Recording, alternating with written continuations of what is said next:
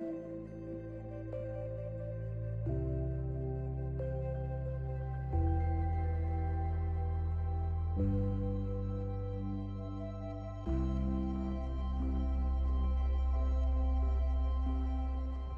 everybody, it's Shylo out at the Bridge Community Garden, and wow, what a day today. We had our Post-Easter Shindig.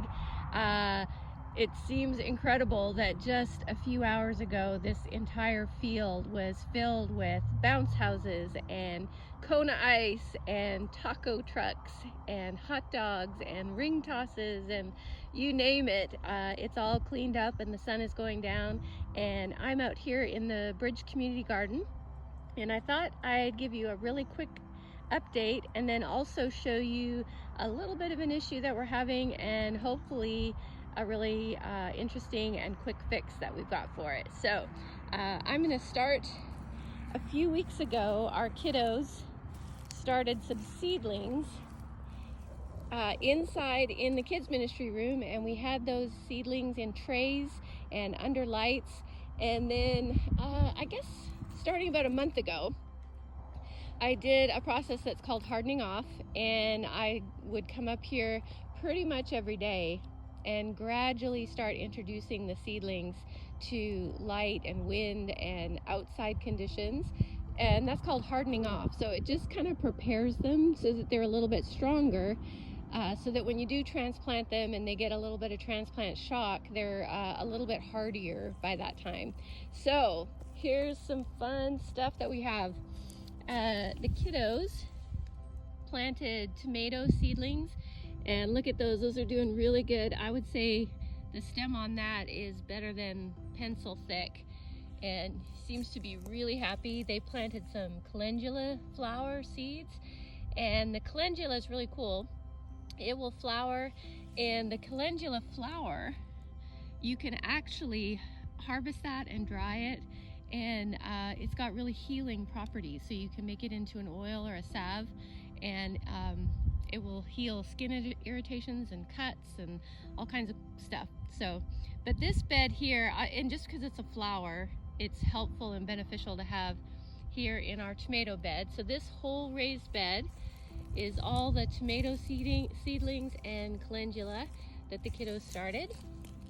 And I'm excited. We had Easter out at GMS last Sunday, so the kids haven't even actually been out here to see how good their seedlings are doing, but they really seem to be enjoying this bed.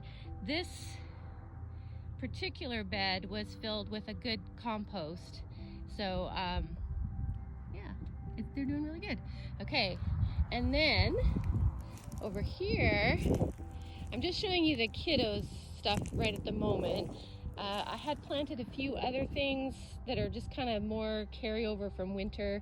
We've got some stuff that I'll show you here in a second, but these are two different kinds of pepper seedlings that the kids started. And you know, I'm actually really super pleased because while we had these in trays inside, you know, it's kind of unpredictable conditions. We hadn't really tried doing that before. It was a new tray set up, so the seedlings dried out pretty bad a couple of times, and I had to rescue some of the seedlings just so we would make sure we had enough for the kiddos to put out here.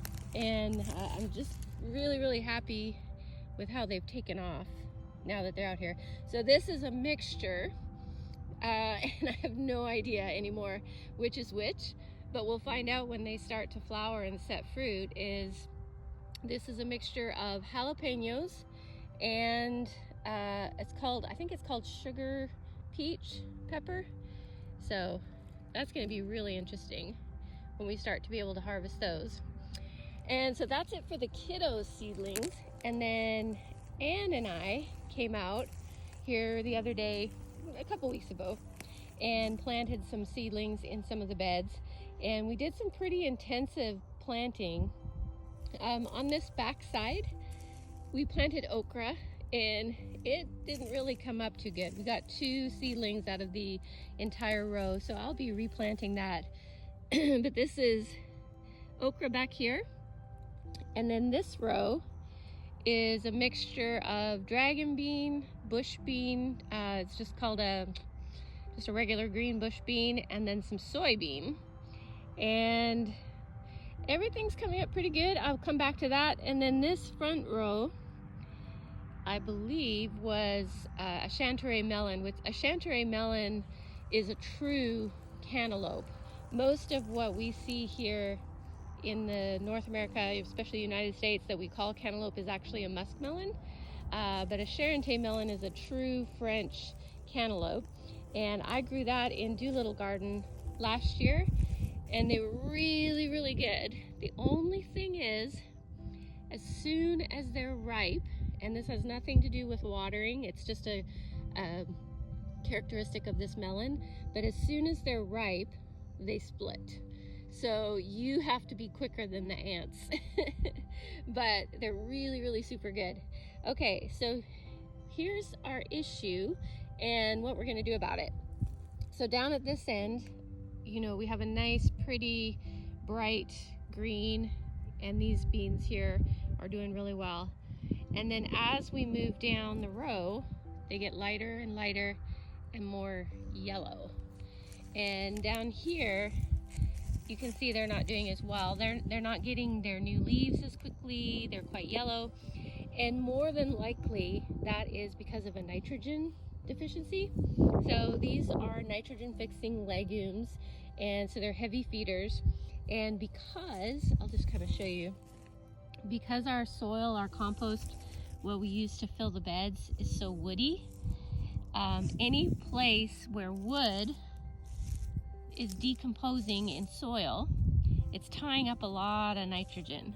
So probably my guess is that these legumes are not getting enough nitrogen, especially down at this end of the bed.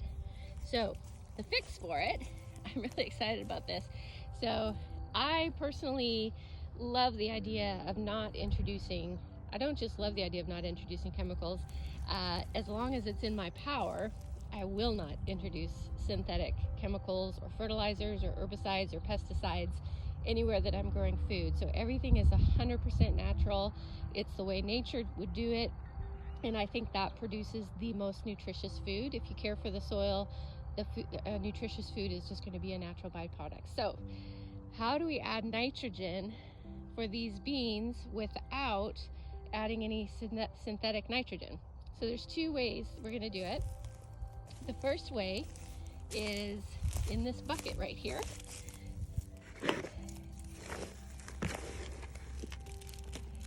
So what you're seeing that looks like soil came out of my worm farm, and there is actually no soil added to that worm farm.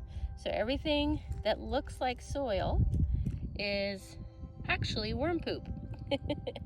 And so there's bits of cardboard in there, there's bits of organic material. We've been putting kitchen scraps and all kinds of stuff that the worms love to eat. I'm going to try and get a cleaner handful here, but yeah, so the worms just go through and they eat it, and it's filled with microbes, especially once it goes through the worm's system. It's filled, oh, there's even a little worm. I don't know if you saw him. There he is. There's a little baby worm. So when I harvested this out of the worm bin, he must have come with it, and that's okay, because we'll go ahead and add him into this bed and he'll be really happy. But these worm castings are filled with microbiology and especially good fertilizer, nitrogen. So the first thing I'm going to do is spread this, and I'm going to try to, it doesn't need to go on very thick. So I'm going to spread it on the area where we need it the most, but I'm going to try and make it kind of spread and go through the whole bed if I can. But I'm going to concentrate on that area where it's yellow. Then after I've put that on, in this jar here, I know it looks like apple juice, but it is my Jadam liquid fertilizer.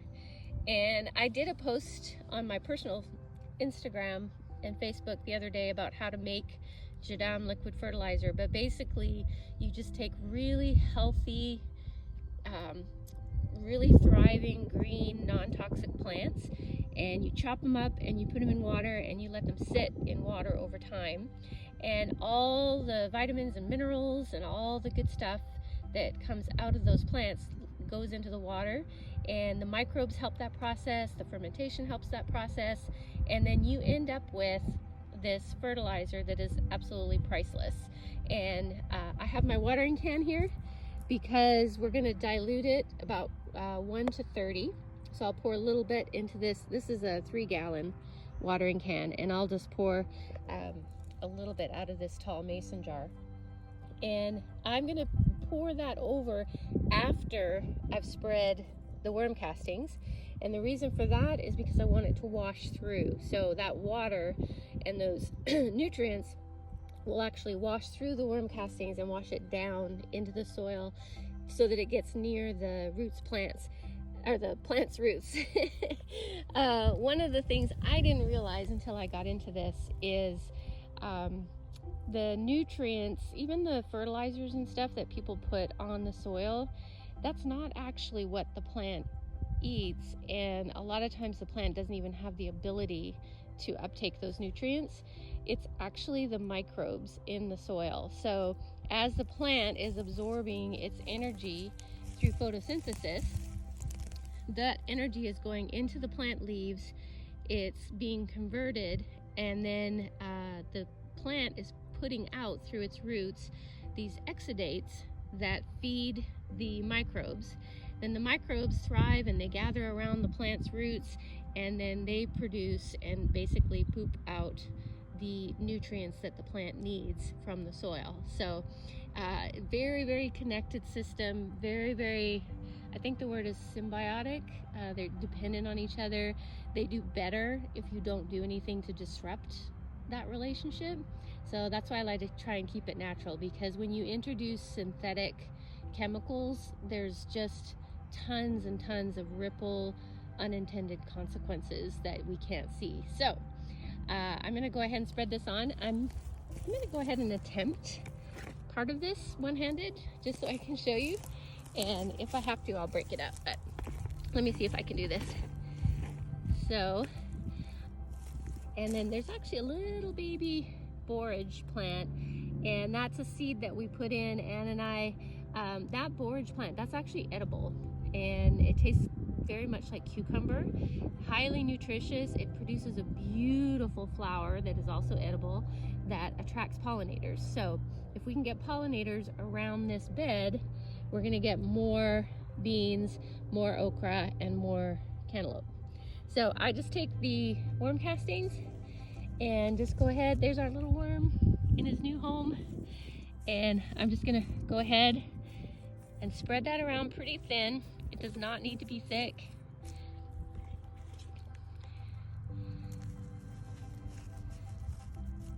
All right. Okay, I'm gonna keep doing this until it's all spread. It's kind of hard to do one-handed, and you get the idea, and I'll be right back. I don't know if she came in our worm castings or not, but I just spotted our ladybug. So she was either already here and I didn't see her, or she was in our worm castings. And we love having ladybugs in the garden because ladybugs love to eat aphids. So I'm hoping she likes it here and decides to stay. Having a hard time focusing. I'm hoping you can see her. Okay, so our worm castings have been spread all around the base of our yellowest plants.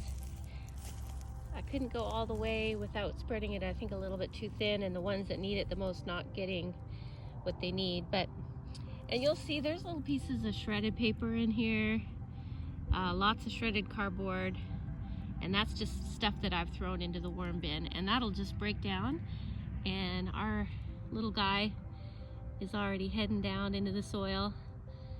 If anybody wants to name our new little baby worm, just go ahead and put it in the comments.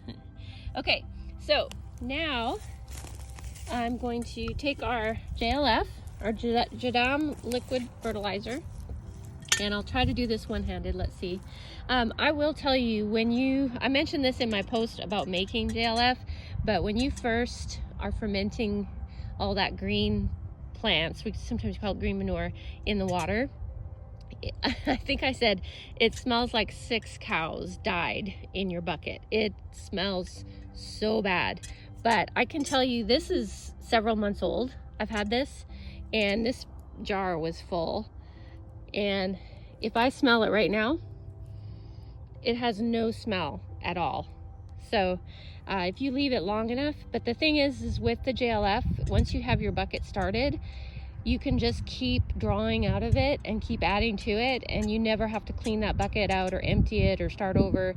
You just keep adding it, and it just becomes kind of this perpetual thing. So you can see there's not a lot in there, but I do want to water a couple of the raised beds, and I only have to put, I'm going to try and keep it where you can see and I can see what I'm doing. Okay, that's all I need to put in this 3-gallon watering can, and I'll set that down so it doesn't fall over. I might lock it. That's too precious to risk spilling it all over the ground. Oh, I have to tell you about my funny tattoo. So at the Shindig today, a couple of our sweet little girls were running around asking if people wanted a tattoo, and they had these cute little stick-on tattoos, and now I can't get it off. I'm sure I just need to get some soap and water and try a little bit harder, but for now I look like I'm part of the Crusades or something. Anyway, okay, so our the Bridge Community Garden watering can has kind of seen better days, so water comes out everywhere when I try to water. But my goal is to get some water on the plants, and also to really make sure I get all over that new worm castings. Really just trying to water that in. And it's gonna wash the microbes and the nutrients right down into that soil. And so one good tip is soil and compost, especially really highly organic, when it dries out, it can be really hydrophobic, meaning that the water just likes to run off. So rather than watering a plant all at once, if you'll put a little bit of water on it and then go and water another area, like normally when I'm watering out here, I would go and I'd actually water, I'd put this water on and then I'd go water another bed and come back. Because if you'll come back over, if there's already water in that area, the next time you water, it'll actually penetrate even deeper down into the soil. And that's it. So hopefully, you know, it's funny because gardening is definitely more art than science, or maybe it's more science than art. I'm not sure. It depends on how you look at it. But sometimes it's just a matter of wait and see if something worked. So for these little yellow beans in this bed, we're gonna leave it, wait a few days, and come and check on them and see if this made a difference. So we'll come back and see how they do.